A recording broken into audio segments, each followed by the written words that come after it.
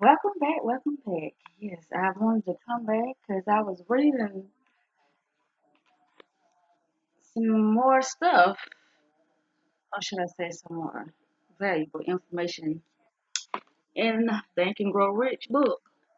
And I wanted to, talk a little bit on the subconscious mind, what they got on. So it's chapter 12 for all of you guys who got the book. It's chapter 12 on page 147. Yeah. So I just wanted to say just a little something about the subconscious mind because I know this is the thing that a lot of people are unfamiliar with because they're always talking about the conscious mind. But um, it is a lot of individuals out here that doesn't even know anything about the subconscious mind. That part of your mind of the brain is the part of the brain that is controlling those organs within our bodies and controlling the functions of our bodies that we have no idea how they are being controlled because we're not doing it. But also the subconscious mind is the part of the brain that allows hypnosis to take place as well. Yeah. I am a firm believer of really doing very intense work with the subconscious mind, but I am no expert when it comes to that. But it's methods that I use to, you know, go within my subconscious mind to a certain level because I'm not trained at doing those uh, those techniques. But anyway, here we go. The subconscious mind. And like I said, we're on chapter 12, page 147. And Think and Grow Rich by Napoleon Hill. Okay. The subconscious mind consists of a field of consciousness in which every impulse of thought that reaches the objective mind through any of the five senses is classified and recorded, and from which thoughts may be recalled or withdrawn as letters may be taken from a filing cabinet. It receives and files six impressions or thoughts regardless of their nature.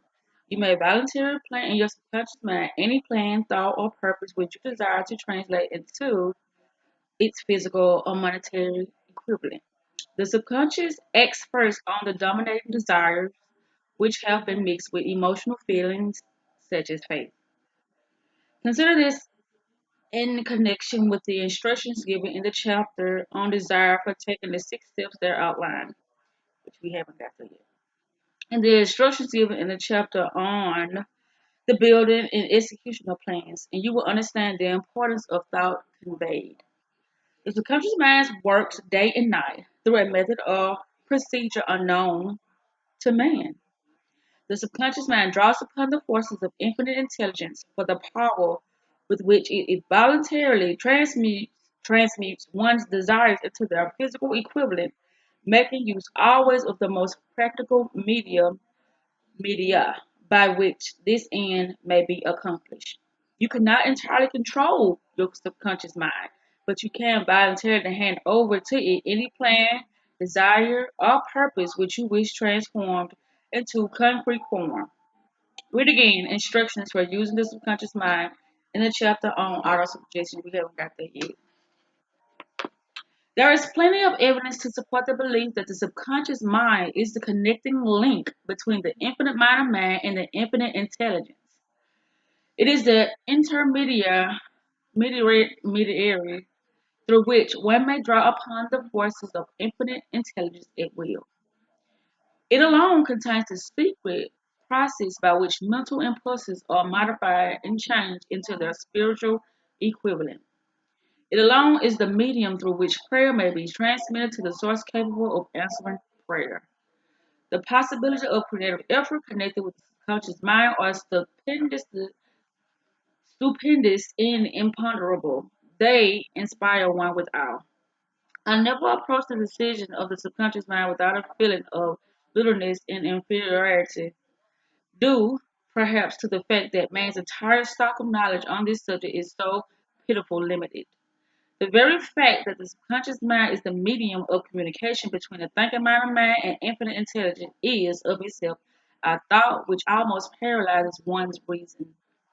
After you have accepted as a reality the existence of the subconscious mind and understand its possibility as a medium for transmuting your desires into their physical or monetary equivalent, you will comprehend the full significance of the instructions given in the chapter on desire.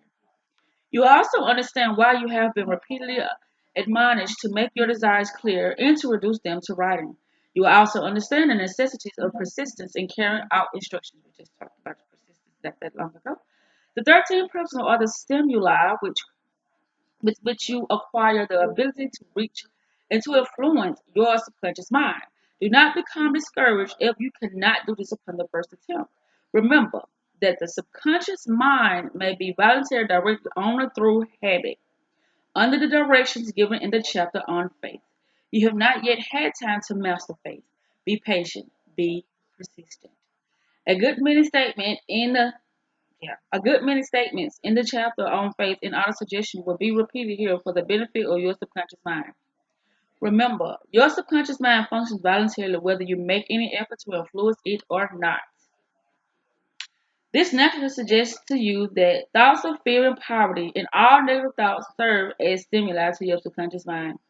Unless you master these impulses and give it more desirable food upon which it may feed, the subconscious mind will not remain idle. If you fail to plant desires in your subconscious mind, it will feed upon the thoughts which reach it as the result of your neglect.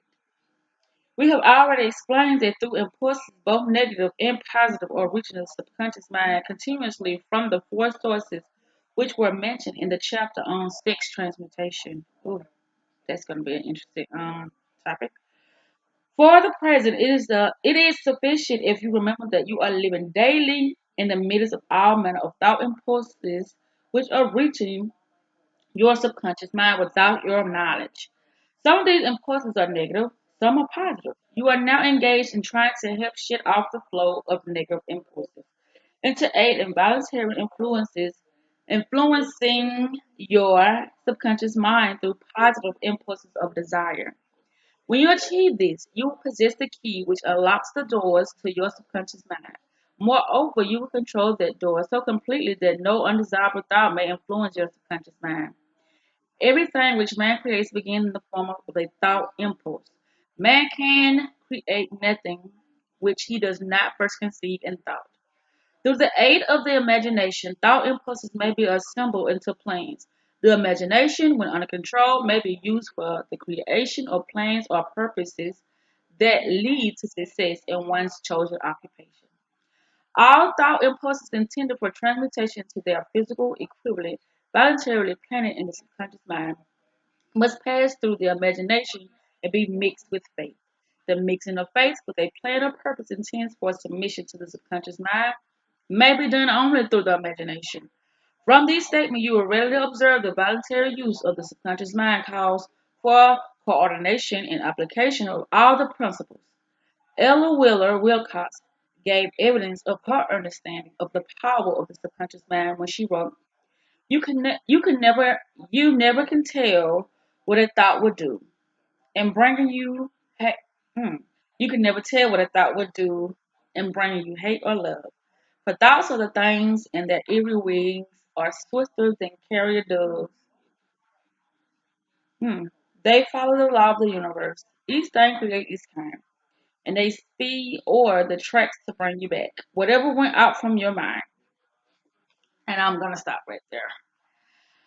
I just wanted to put that on your minds before we close out today about how powerful the subconscious mind is, because a lot of us are not even aware of the subconscious mind and how that is what continues to form our behavior. Well, you know, keep it in a orderly fashion, even when we probably don't want to do things. That is our subconscious mind that we have trained based upon how persistent we was with doing any, activity that we do on a daily basis. That's what forms habits, you know. But it's our subconscious mind that is creating our reality for us without us even being aware of it. That's why it's very, very important for us when we do have self talk, or when we even interact with others. This is why it's always very, very, very imperative that we stay true to ourselves and be authentic at every moment, because when we feel like we faking others or whatever, you know, our subconscious mind, excuse me, it don't know the difference between what's real and what's fake. All it knows is our impulses, our frequency and vibration, the thoughts we send to it, regardless if it's a true, if it's true or a lie. So we have these natural forces that we can manipulate, and we can't control it, but we can manipulate them due to our thoughts, and our emotions. That's how you can manipulate things of that sort. And this is how external forces. When I say external forces, like anything like music, medium, the media, anything outside of yourself can manipulate you as well. Once they know what your desires are, once they know how can I say, how no, susceptible you are to certain information, then that allows them to see how far they can go with their intent or their agenda of getting the things that they want. So I just wanted to put that out there, y'all. I'm feeling like, I know I've been on strike and stuff like that, and I had this time available for me to do another video. So hey, why not do another video?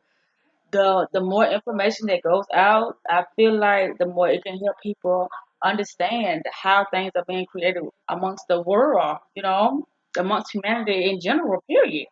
Because once your mind can be manipulated, it can really alter our physical reality in ways y'all couldn't even imagine. But it needs our help. It needs our focus. It needs our energy. It needs us to believe in whatever the message is out there for us to pay attention to and to give our energy to. Because without us giving our energy to anything, whether us giving our energy to do it through action or through us, giving it thought and things of that sort, if we don't pay attention to it, if we don't react to it, then it doesn't receive our energy. But okay, all right. Until next time, you guys. I'll see y'all in the next video.